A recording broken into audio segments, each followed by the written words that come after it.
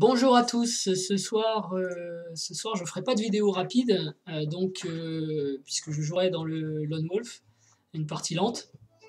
Je vous propose une vidéo de coaching, ça fait un long moment qu'on n'en a pas eu, donc c'est l'occasion de s'y remettre un petit peu. Le coaching, Chess Me, et notamment, on va voir aujourd'hui comment passer un palier. Alors on a déjà vu comment créer son plan d'entraînement, comment atteindre un objectif, comment créer un plan d'entraînement, est-ce qu'il y a un plan d'entraînement type.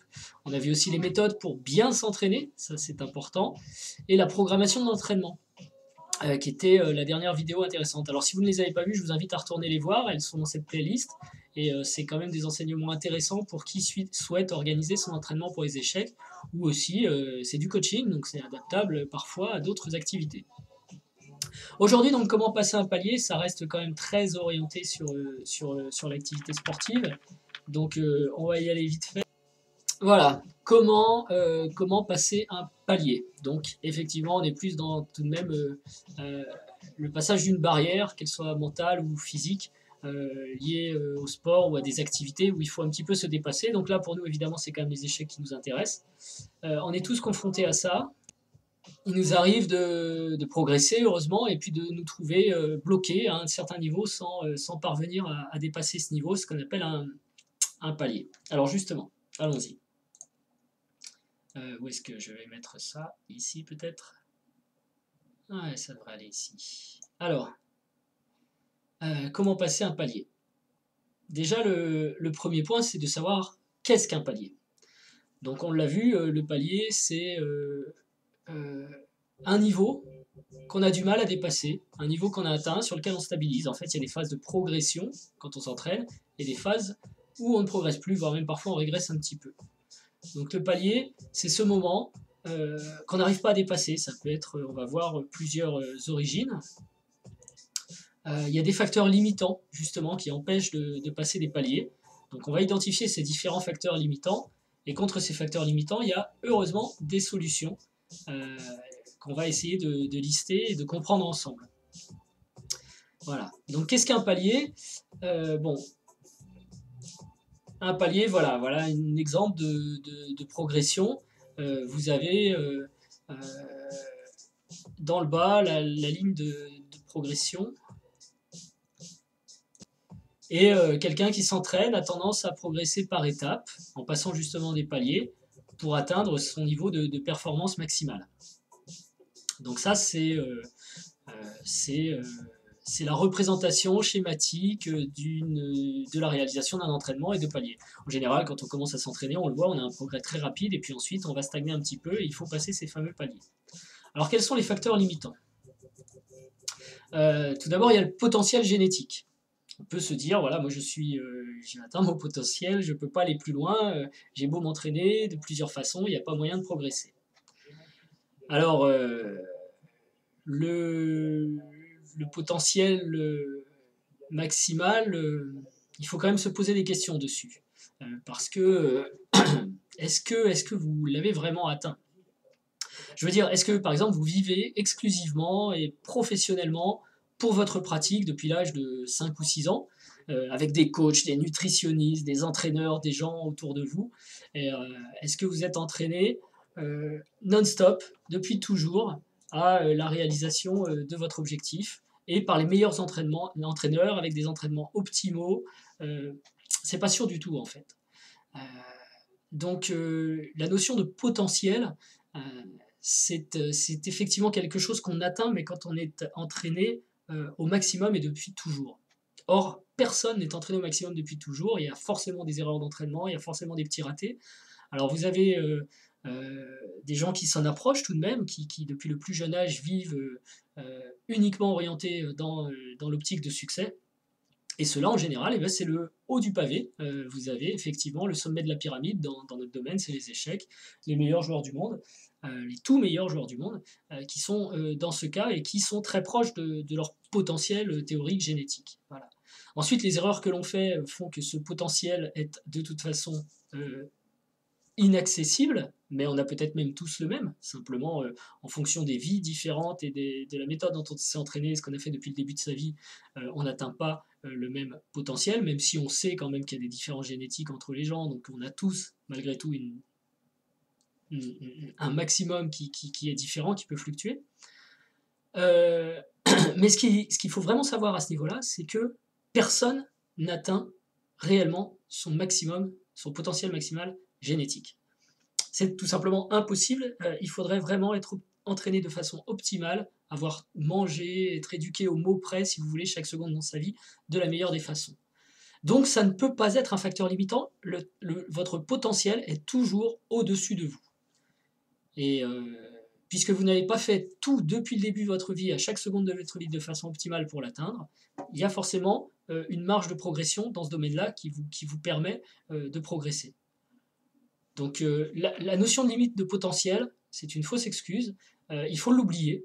La vraie limite associée, c'est notre volonté en fait. Si on veut aller plus loin, si on veut progresser, on peut. Euh, on n'est pas limité par le potentiel. Ça n'existe pas, la limite de potentiel. C'est de toute façon inaccessible et on a assurément un gap entre elle et nous, qu'on peut combler donc. Ensuite, il y a la barrière psychologique. Ça, c'est un vrai facteur limitant lorsqu'on est bloqué dans un palier de progression. On surestime les forts joueurs, on se sent jamais vraiment capable de les égaler.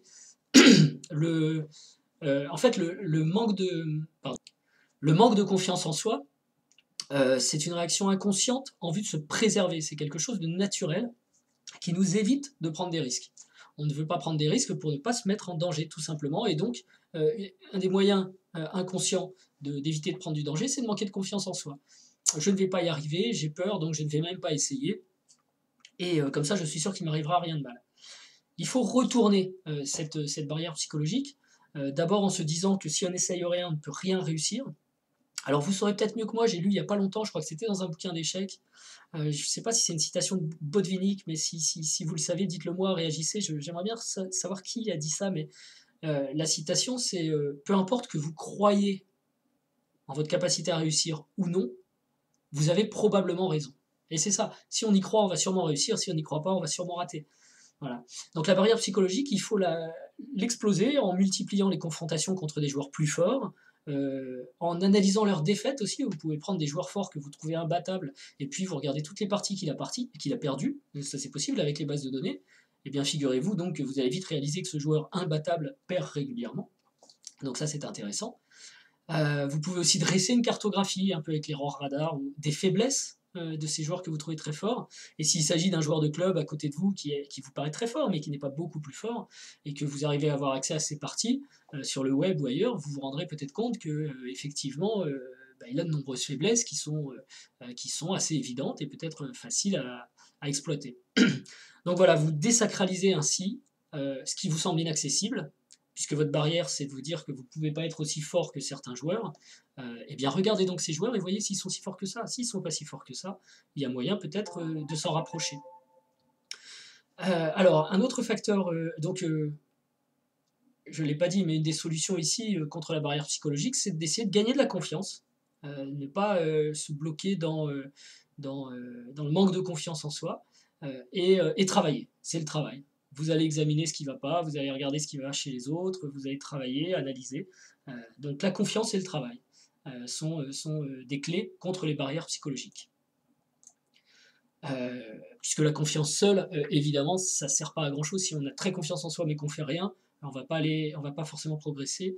Et si on travaille beaucoup mais qu'on n'a pas confiance, on va peut-être pas travailler dans la bonne direction et on n'obtiendra pas de bons résultats. Donc les deux vont de pair. Alors ensuite, un autre facteur limitant, c'est justement l'entraînement inadapté. Comment est-ce que vous vous entraînez aujourd'hui, notamment pour les échecs ou dans le sport ou dans le domaine qui vous intéresse? Est-ce que cet entraînement est surveillé? Ou est-ce que vous appliquez une routine répétitive? Si vous vous entraînez mécaniquement, pardon, peut-être qu'il n'y a pas suffisamment de stress. Vous êtes au confort dans votre routine d'entraînement, vous l'appliquez, vous enlevez ce qui vous embête et vous ne travaillez que ce que vous aimez bien, un petit peu et pas trop parce que c'est fatigant. Donc vous ne risquez pas dans ce domaine, s'il n'y a pas suffisamment de stress, de progresser. Au contraire, même vous allez peut-être régresser. Vous ne vous faites pas de mal à l'entraînement, vous n'allez pas plus loin que ce que vous pouvez, vous ne tirez pas vos capacités vers le haut. Et ça, c'est très fréquent, hein, parce qu'on pratique des loisirs pour le plaisir, et donc dans l'entraînement, on a envie aussi de prendre du plaisir, et quand ça devient difficile, peut-être on peut laisser tomber. Alors il y a aussi l'inverse, il y a le surentraînement. Est-ce que vous entraînez trop? Le surentraînement, comment le détecter? Ben, vous allez être nerveux, vous allez être fatigué. Ça, c'est trop d'entraînement, c'est pas efficace non plus. Le corps n'arrive plus à s'adapter, il y a trop de stress d'entraînement, il ne peut pas l'intégrer, vraiment l'assimiler et reproduire plus de force ensuite. Donc le surentraînement, c'est aussi quelque chose à surveiller. Donc, quand l'entraînement est inadapté, ça peut être trop, ça peut être aussi pas assez. Il faut toujours modifier ses routines d'entraînement et observer les effets, d'où la surveillance de l'entraînement. Euh, la progressivité est aussi essentielle dans l'entraînement. Il faut planifier la progressivité. On doit commencer par les choses faciles, bien les intégrer, et puis faire de plus en plus difficiles. Si vous avez quelque chose de linéaire, il n'y aura pas de progrès. Si c'est linéaire et trop dur et qu'à chaque fois vous échouez à vos entraînements, je sais pas, vous voulez faire des exercices de calcul qui sont trop durs, vous ne réussissez jamais, ça sert à rien. Faites des choses très simples que vous allez assimiler, même vous allez repérer les schémas, être capable de les reproduire ensuite, et puis passer à l'étape suivante ensuite. Il faut vraiment être modeste, être humble, partir de très bas et augmenter progressivement la difficulté. C'est comme ça que le corps et l'esprit s'adaptent et est capable de traiter toujours des choses plus difficiles, soit physiques, soit mentales. Donc la progressivité. Alors les entraînements doivent être de plus en plus exigeants et vous devez toujours surveiller vos séances pour éliminer celles qui sont inefficaces. Ne perdez pas du temps à faire des choses qui servent à rien. Même si vous les aimez bien, même si ça paraît agréable, si ça ne vous apporte rien en termes de progrès, il faut enlever cette séance et la remplacer par quelque chose de plus efficace. Donc j'avais fait une vidéo moi sur le suivi de mon entraînement où j'essayais de recadrer mes objectifs en me disant mais en fait je m'entraîne pourquoi? Quels sont mes points faibles? C'est ça, ça, ça. Donc quelles sont les séances qui peuvent vraiment adresser mes points faibles? C'est celle-là, celle-là, celle-là. Et bien toutes les autres, je les enlève et je me concentre sur ces séances-là. Donc en l'occurrence, j'étais faible en calcul, j'ai enlevé beaucoup de travail sur les ouvertures pour vraiment, vraiment d'abord apprendre à bien calculer. Et voilà, en ce moment, je suis dans une phase où je calcule de mieux en mieux, je fais de moins en moins d'erreurs de calcul. Par contre, je me trouve souvent en dehors des clous à l'ouverture, mais c'est pas grave, je verrai les ouvertures plus tard. Voilà. Donc vraiment, il faut adapter son entraînement. Donc la clé ici, c'est la progressivité. Partez bas, surveillez bien votre entraînement et observez des phases progressives. Alors, autre facteur limitant, très classique, c'est l'objectif non défini. Alors, vous avez la première vidéo de coaching sur la définition d'un objectif. Je vous invite à la regarder à nouveau. Euh, on aimerait progresser, vous voyez, mais on n'a pas de but précis. On dit, ah oui, j'aimerais bien être plus fort. C'est pas ça qui va vous tirer vers le haut. Parce qu'il n'y a pas d'échéance, parce qu'il n'y a pas de challenge, parce qu'on ne l'a pas annoncé. Si vous dites aux autres, moi je vais gagner 100 points cette année, je vais tout faire, etc., mais pas du tout dans la même approche que si vous dites, ah j'aimerais bien être plus fort, ah, je m'entraîne, j'aimerais bien être plus fort. C'est pas du tout pareil. Donc il faut définir un objectif. Si vous aimez progresser, mais que vous n'avez pas de but précis, pas d'échéance comme je l'ai dit, ou pas de challenge, vous prenez aucun risque. Vous ne prenez aucun risque. Et si vous ne vous mettez pas dans une situation à risque, il n'y a pas de challenge, vous vous préservez. Et si vous vous préservez sans stress, vous n'allez pas progresser. Se préserver, c'est juste se mettre sous la couette et pas bouger, et tout va bien, je suis bien dans ma petite zone de confort, et je n'en bougerai pas. Donc il faut un objectif, il faut l'assumer, il faut le quantifier, il faut l'annoncer, et là il y a du stress, là il y a du risque, et ça va vous tirer forcément vers le haut, ça va vous amener à sans arrêt vous mettre en question, parce que il faut bien avancer pour atteindre cet objectif. Donc il faut définir un objectif, il faut définir une date pour l'atteindre, il faut définir les moyens d'y parvenir pour les avoir sous la main, il faut l'assumer en l'annonçant, il ne faut pas se mentir non plus à soi-même, parce que on peut s'annoncer un objectif, mais si on ne l'avoue pas aux autres, c'est qu'on se ment à soi-même. On dit, ah, j'aimerais bien être là, mais bon, je le dis quand même pas aux autres, parce que de toute façon, j'y arriverai pas, alors je vais juste avoir l'air bête. Donc il faut ne pas se mentir à soi-même, et pour ça, la meilleure façon, c'est de médiatiser, de parler aux autres. Il faut identifier vos faiblesses, bien sûr. Une fois que vous avez un objectif assez loin, il faut définir les objectifs intermédiaires, mais ça, vous avez les vidéos sur le coaching que je vous ai faites à ce sujet-là.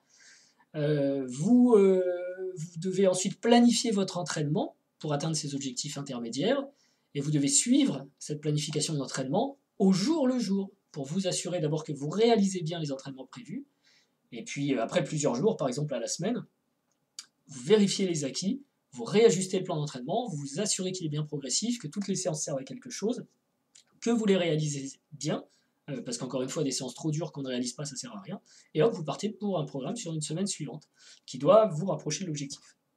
Voilà, bon, ça, il y a déjà des vidéos de coaching qui l'expliquent, mais donc pour l'objectif non défini, c'est assurément un facteur limitant qui va vous maintenir dans un palier. Donc il faut, une des solutions évidemment, c'est assumer son objectif et planifier la réalisation de son objectif. Alors le dernier facteur limitant qui nous empêche de passer des paliers, c'est le diable. Voilà, vous connaissez tous le dicton, le diable se cache dans les détails. Et c'est vrai que quand on s'entraîne depuis longtemps, qu'on a déjà un bon niveau dans une activité, euh, c'est très très difficile de passer le palier, parce qu'on a même intégré psychologiquement qu'on était à notre niveau et que donc c'est quasiment impossible d'aller au-delà. Donc ça, c'est la partie barrière psychologique, on croit qu'on a atteint son potentiel alors que c'est pas vrai, etc. Du coup, on s'entraîne pas forcément de façon adaptée, et puis on n'a plus besoin d'objectifs, puisqu'on sait où on est de toute façon, on n'ira pas plus. Donc, on a déjà adressé les 4 points, mais il y a le cinquième qui est le diable, ce fameux diable qui se cache dans les détails. Par exemple, est-ce que vous croyez que seul l'entraînement suffit? Quand vous êtes arrivé à un niveau assez élevé, que, que vous vous entraînez déjà bien, que vous faites à peu près tout ce qu'on vient de dire, vous pouvez encore être bloqué à un palier. Et donc il faut essayer de trouver quels sont les détails que l'on peut améliorer. Et ça, il y en a toujours.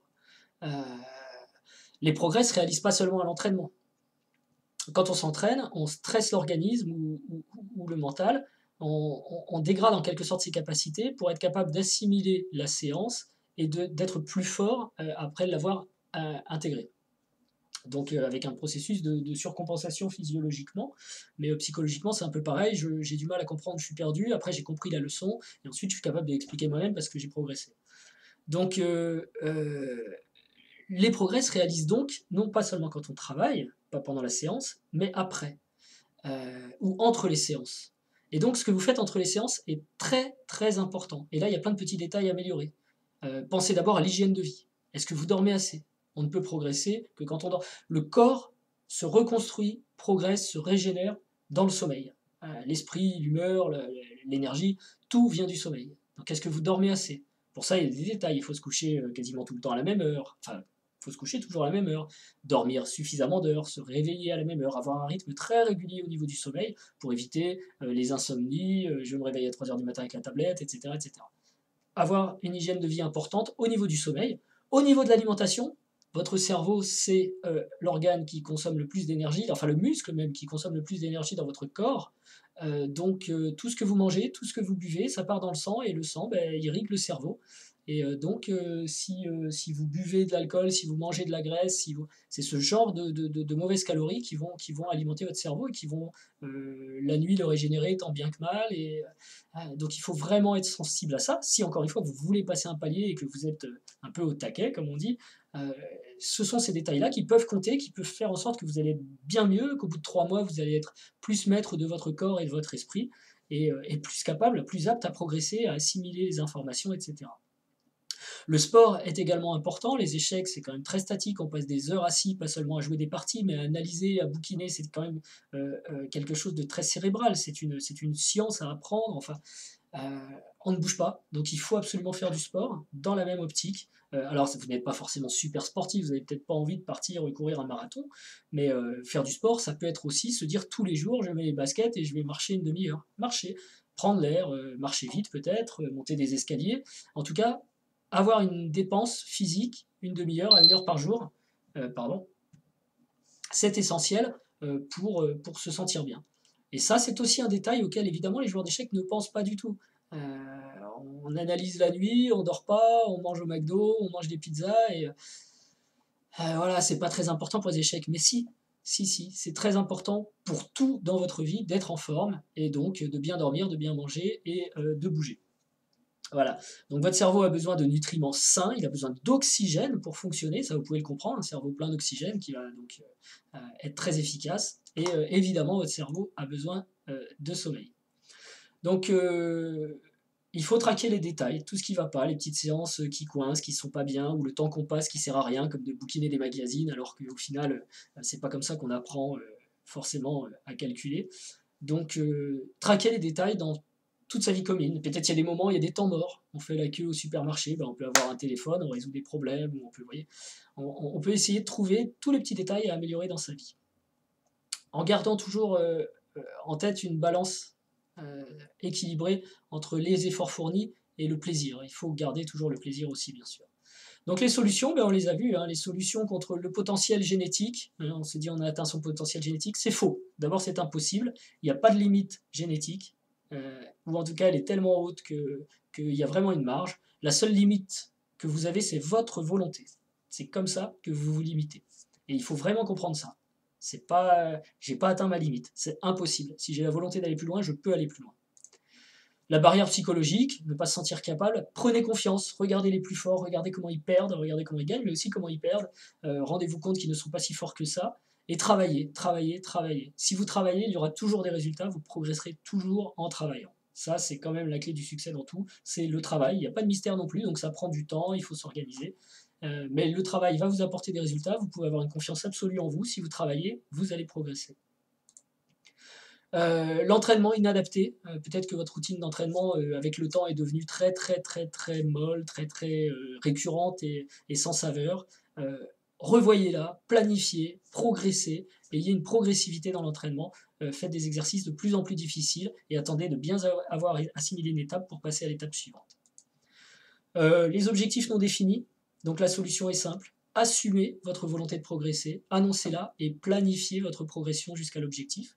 Vous saurez où vous êtes, vous saurez où vous voulez aller. Chaque séance d'entraînement, chaque réflexion, chaque seconde passée à réfléchir sera utile dans le cadre d'un plan d'entraînement. Donc vous ne perdrez pas du temps à vous entraîner sans même savoir pourquoi ni comment. Chaque séance doit avoir un sens dans le plan global. Traquez les détails contre le diable, notamment au niveau de l'hygiène de vie, mais aussi de tous les petits moments dans votre vie où vous pouvez peut-être vous organiser et améliorer des choses en vue de la réalisation de votre performance. Il faut s'interroger un petit peu pour trouver des solutions. Voilà. Donc, vous pouvez aussi évaluer avec quelques questions votre marge de progression. Je vais vous les afficher là. Voilà, ça c'est les solutions qui nous font gagner. Et évaluer votre marge de progression, malheureusement, j'ai plus beaucoup de temps.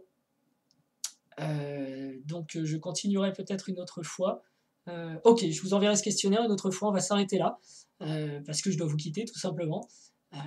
Et j'espère que cette vidéo sur comment passer un palier vous a été utile. J'espère que vous retiendrez les étapes importantes et que vous allez progresser, que vous allez réussir à passer des paliers grâce à ces conseils. En tout cas, vous pouvez les garder en tête et les utiliser à chaque fois que vous avez l'impression que vous bloquez un peu, quelques semaines ou quelques mois dans la progression. Ce sont des idées qui pourront vous permettre d'améliorer votre entraînement. Voilà, je vous souhaite une bonne journée et je vous dis à bientôt. Au revoir.